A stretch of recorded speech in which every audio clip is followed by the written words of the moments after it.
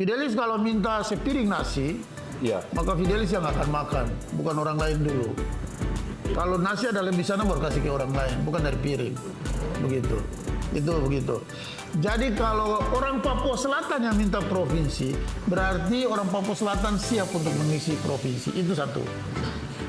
Nanti, Anda jamin itu? saya jamin, logikanya kita ini baru. Kira-kira stok manusianya itu Saya yang sampai punya- pada mewujudkan itu?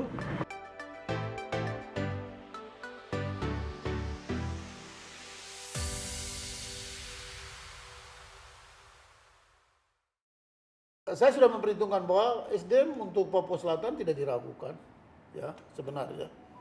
Cuma harus diteliti, dicermati, dan membuka diri. Gunakan dulu orang Papua Selatan, baru cari ahli. Apalagi kan yang tambahan terakhir dari itu luar. Anda sampai menyebut bahwa kehadiran Provinsi Papua Selatan adalah untuk warga Papua Selatan, tidak bisa didatangkan dari luar.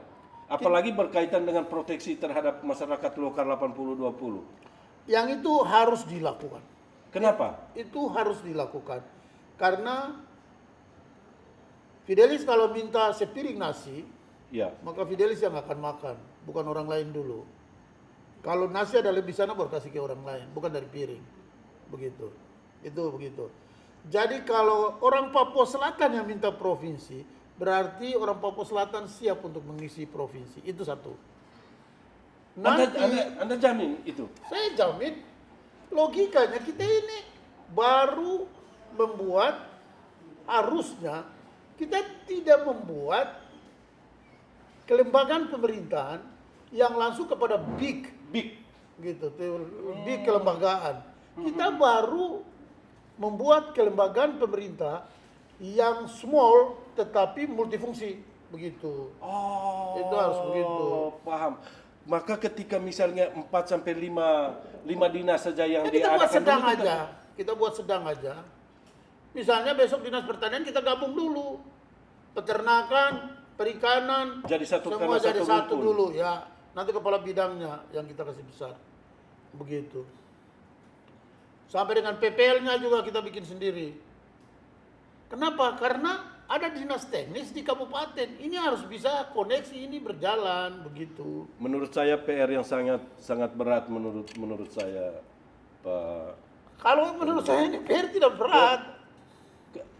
PR-nya adalah bagaimana memproteksi tuntutan masyarakat lokal, terutama yang menjadi yang honorer, habis itu yang menjadi PNS, dan juga formasi ke depan. Tetapi ketika landasannya itu didatangkan dari luar. Pertama, orang Papua Selatan ini harus dulu dari tuan di rumah sendiri.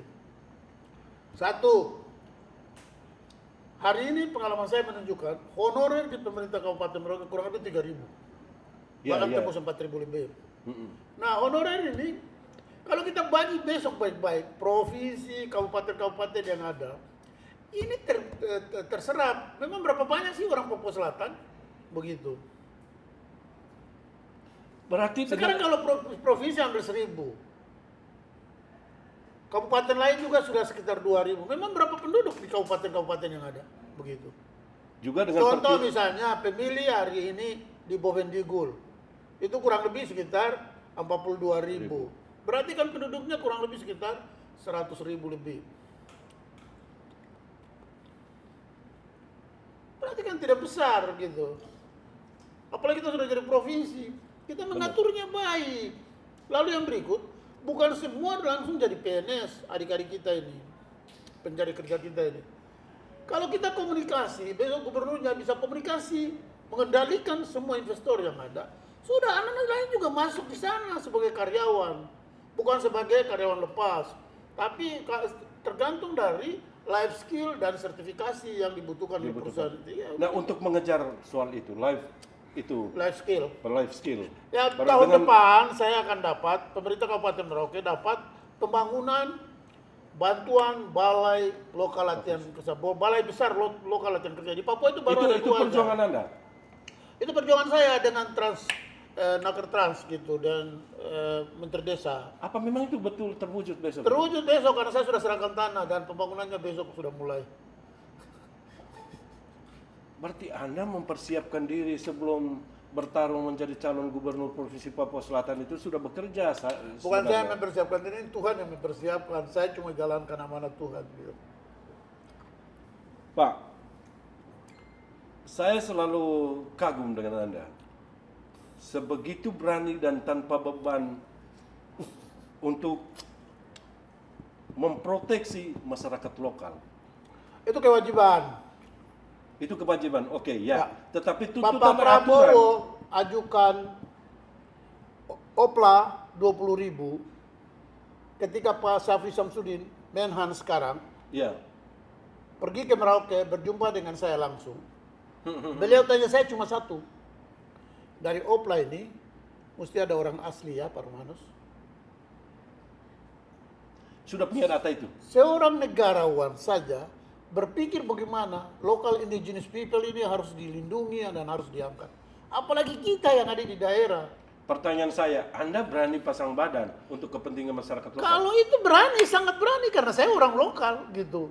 Dan saya tidak mungkin kaum saya menjadi orang tertinggal di datarannya sendiri. Itu tak mungkin. Apapun caranya akan aku lakukan. Dan aku anak Indonesia yang ada di timur Nusantara. Bagaimana meyakinkan pemerintah pusat? Sudah saya